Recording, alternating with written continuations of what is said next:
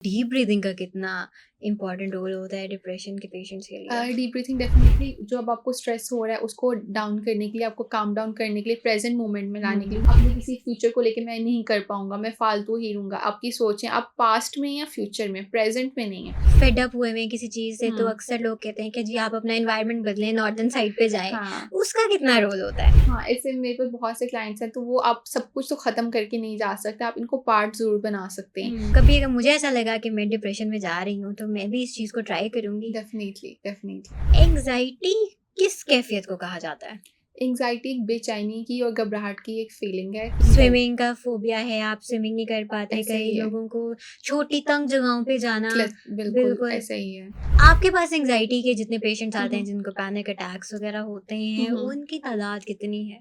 बहुत ज़्यादा आप कहेंगे, मतलब अगर 10 में से देखें तो 4-5 तो आपको एंग्जायटी के मिलेंगे पेशेंट्स, ठीक है? और वो अलग-अलग किस्म के होंगे, ज़रूरी नहीं है कि किस्म में। एंग्ज़ायटी के अटैक्स लोग जो ओवरथिंकिंग काफ़ी करते हुँ, हैं। बहुत ज़्यादा एंग्जायटी में रहते हैं, तो जब भी वो चीज़ जिसका आपको डर है, वो जब भी आपके सामने आती है या उसका सोच भी आती है, तो वो एंग्जायटी के अटैक आना शुरू, उसको हम एंग्जायटी अटैक भी कह सकते हैं। अच्छा, डीप ब्रीथिंग का कितना इम्पोर्टेंट रोल होता है डिप्रेशन के पेशेंट्स के लिए? डीप ब्रीथिंग डेफिनेटली जो अब आपको स्ट्रेस हो रहा है उसको डाउन करने के लिए, आपको काम डाउन करने के लिए, प्रेजेंट मोमेंट में लाने के लिए, क्योंकि जो डिप्रेशन के पेशेंट होते हैं वो अपने पास्ट में किसी चीज़ में या फ्यूचर की किसी टेंशन में है, ठीक है, प्रेजेंट में नहीं है। तो जब मतलब हम हम उसको स्ट्रेस को ओवरकम करने के लिए डीप ब्रीथिंग कर डीप सकते हैं, ब्रीथिंग बट डिप्रेशन के लिए डिप्रेशन एज़ में भी सच हम नहीं। करवाते हैं, क्योंकि जब क्लाइंट है हुँ। अपने किसी फ्यूचर को लेके मैं नहीं कर पाऊंगा, मैं फालतू ही रहूंगा, आपकी सोचें आप पास्ट में या फ्यूचर में, प्रेजेंट में नहीं है।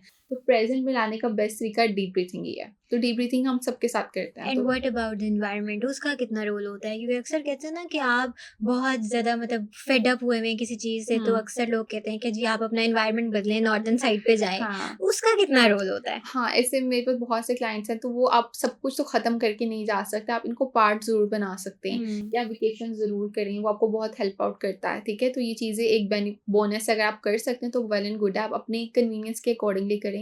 अगर आप नॉर्दर्न एरियाज़ में नहीं भी जा सकते, आप सिंपली किसी गार्डन में भी चले जाएँ, अपनी कन्वीनियंस के अकॉर्डिंगली, जब आप ग्रीनरी को वो कर रहे हैं, ऑब्ज़र्व करें, तो वो डिप्रेशन को किल करता है। राइट, मतलब डिप्रेशन के शिकार जितने भी लोग हैं, अपना एनवायरनमेंट थोड़ा-सा बदलें आप ज़रूर, आप अपनी ज़िंदगी में थोड़ी-सी बेहतरी महसूस करेंगे, जैसे कि हमें बिस्मा ने कहा है।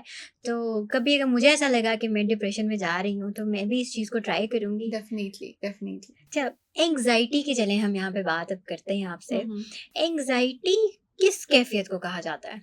एंग्जायटी एक बेचैनी की और घबराहट की एक फीलिंग है, ठीक है? और हुँ। उसमें आपको बेजा खौफ रहता है। बेजा से कि अगर रियलिस्टिक कोई खौफ है, एक सांप देख लिया और शेर देख लिया तो आपको डर लग रहा है, एक रियलिस्टिक खौफ है, ठीक है? हुँ।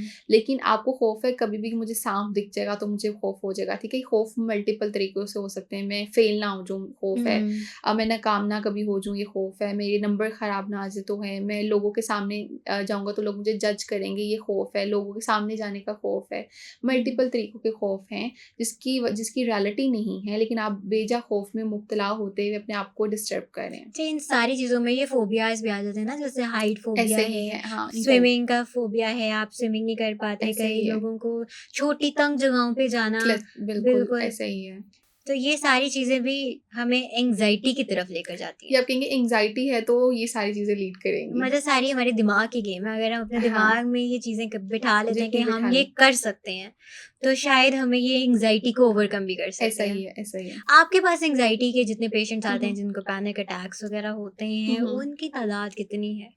बहुत ज़्यादा आप कहेंगे, मतलब अगर 10 में से देखें तो 4-5 तो आपको एंग्ज़ायटी के मिलेंगे पेशेंट्स, ठीक है? और वो अलग-अलग किस्म के होंगे, ज़रूरी नहीं है कि किस्म में है। तो एंग्ज़ायटी बहुत प्रिवेलेंट है, लेकिन अलग-अलग तरीके की ये सबमें होगी। बच्चों में भी पाई जाती है। बहुत ज़्यादा आप देखें, स्कूल जाने के टाइम बच्चों को बहुत ज़्यादा एकदम से पेट में दर्द है, आपको नाम पे पता चलना शुरू हो जाएँगे, वॉमिट करना शुरू कर देंगे। हुँ। पेपर में जा रहे हैं और पेपर पढ़ के गए हैं, लेकिन पेपर ब्लैंक करके आ रहे हैं, क्योंकि उनको एंग्ज़ायटी इतनी ज़्यादा है कि वो ओवरकम नहीं कर पा रहे उस चीज़ को। अच्छा, इसको ओवरकम करने के क्या तरीके होते हैं? जैसे कि अभी हमने डीप ब्रीथिंग की, इनिशियली हम वही बात है कि हम प्रेज़ेंट मोमेंट में अपने आप को लाएँ। हुँ। वो आप जब डीप ब्रीथिंग करते हैं तो आपके ब्रेन को मैसेज आता है कि रिलैक्स है सब कुछ, ठीक है?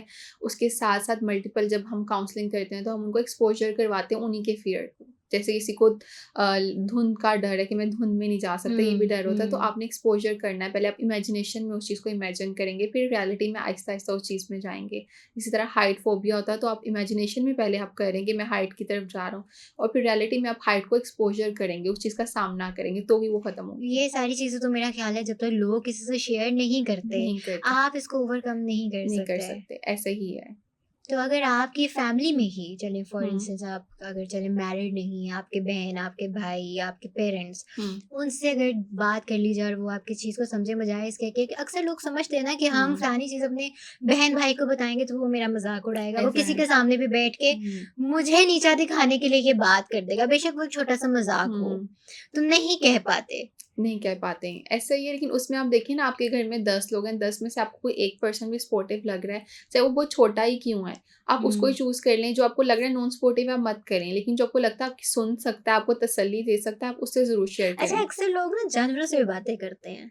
उनके पास कोई हुँ, पेट है, बेशक उसने बेचारे ने आपकी बात वैसे नहीं समझनी जैसे कि इंसान समझता है, लेकिन कई लोगों को मैंने देखा है कि वो रिलैक्स फ़ील करते हैं। हाँ, ऐसा है। वो उनका रिलेशनशिप उनके साथ बिल्डअप हो जाता है, उनकी सोशल लाइफ़ से समहाउ वो होती है, इंसानों से ज़्यादा, तो वो उनको अपना एक रिलेशनशिप मान लेते हैं, मतलब बच्चों की तरह मानना शुरू कर हुँ, देते हैं, तो वो उनसे बात करके अच्छा फ़ील करते हैं। यही बात है कि आप जिससे अच्छा फ़ील कर रहे हैं, सैटिस्फाइड आप फ़ील आप किससे करें। फ़ील कर रहे हैं सैटिस्फाई, मतलब बहुत अपने अंदर की जो एक भड़ास है वो आपको निकालनी चाहिए। भड़ास के बजाय आप शेयर ज़रूर करें कि आपको सपोर्ट की शेयरिंग उस पे ज़रूरत है। मतलब हाँ, बात हम करें। शेयरिंग करें, क्योंकि जब हम भड़ास किसी पे इतना ही निकाल रहे हैं कि वो दूसरा ही भाग जाए, तो शेयरिंग पर्सपेक्टिव हो तो ज़्यादा अच्छा है कि आप शेयर करें और आप उस पे राय लेना चाह रहे हैं, बात करना चाह रहे हैं, तो वो बेस्ट है।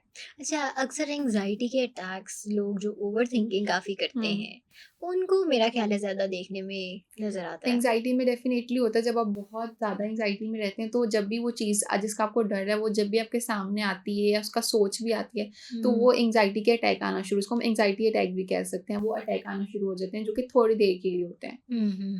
ओवरथिंकिंग में अक्सर औकात होता है ना मतलब मेरा ख़्याल है एक नॉर्मल बंदे को भी हुँ, ओवरथिंकिंग हुँ। कभी ना कभी तो हो जाती है कि अगर ऐसे मैंने ये चीज़ नहीं की तो मेरे साथ तो ये हो जाएगा। ज़िंदगी मौत का मसला बना लेते हैं। छोटी चीज़ को आप बहुत बड़ा कर रहे हैं ना, जिसको हम कहते हैं ना, आप उसको दूरबीन लगा के देख रहे हैं। इतनी सी चीज़ है, लेकिन वो एक माइक्रोस्कोप में बहुत बड़ी दिख रही है।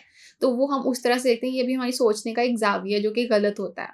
तो वो हम बहुत बड़ा समझ रहे होते हैं इस चीज़ को। अच्छा, मुझे आज भी याद है कि एक दफ़ा छोटे होते हुए की बात है, स्कूल हुँ, जाती थी जैसे आप कह रहे हैं बच्चे ज़्यादा ओवरथिंकिंग करते हैं। हुँ।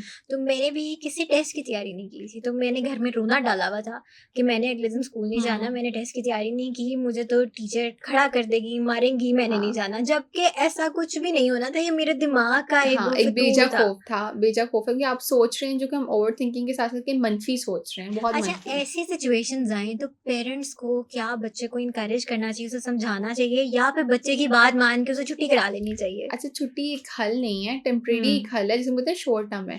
उसके साथ आप उसकी जाँच, उसको जाँचें, उसको वो तभी जब आपकी एक फ्रेंडली रिलेशनशिप है, एक रिलेशनशिप आपने बनाया, अगर नहीं बनाया तो बच्चा शेयर ही नहीं करेगा, उसको बच्चे पता को है सिखाना चाहिए कि उसको फेस कैसे करना है। फेस करना है, उसको सुनें, डेफ़िनेटली वो अकेला नहीं कर पा रहा, तो आप उसको क्या सपोर्ट करें, उसके खौफ को तो जानें, किस चीज़ का खौफ क्या है उसको।